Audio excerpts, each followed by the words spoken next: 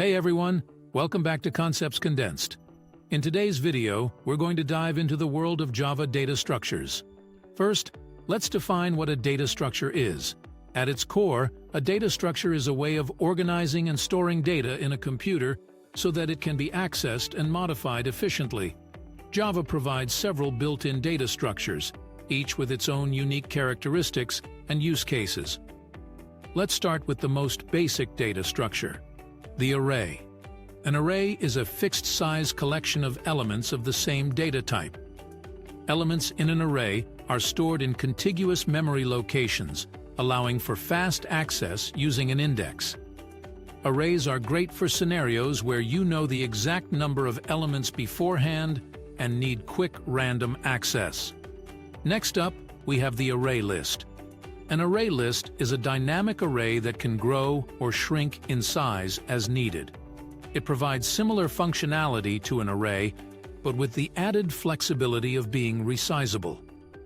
Array lists are useful when you don't know the exact number of elements in advance and need the ability to add or remove elements efficiently. Moving on, we have the linked list. A linked list is a sequence of elements where each element points to the next one.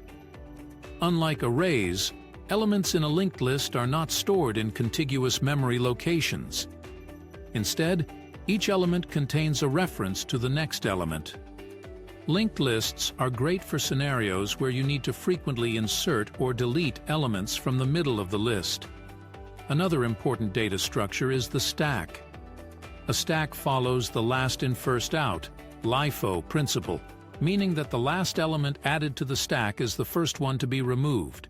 It provides two main operations: push, to add an element to the top, and pop, to remove the top element. Stacks are commonly used for tasks like undo-redo functionality or expression evaluation. Similar to a stack, we have the queue. A queue follows the first in first out, FIFO principle, where the first element added to the queue is the first one to be removed. It provides operations like onQueue, to add an element to the rear, and dequeue, to remove the front element. Queues are often used for tasks like breadth-first search or handling requests in a first-come, first-served manner. Next, let's talk about the HashMap. A HashMap is a key-value pair data structure that allows you to store and retrieve elements based on a unique key.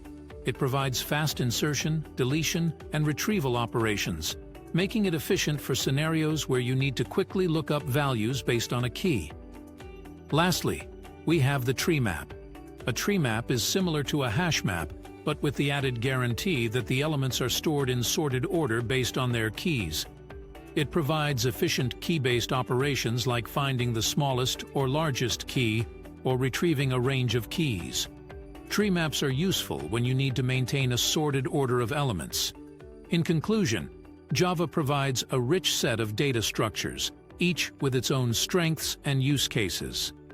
Understanding these data structures and their characteristics is crucial for writing efficient and effective code. By applying first principles thinking and breaking down the concepts, you can make informed decisions about which data structure to use in your programming projects. That's it for today's video on Java data structures. If you found this video helpful, don't forget to like and subscribe to Concepts Condensed for more content like this. Thanks for watching, and happy coding!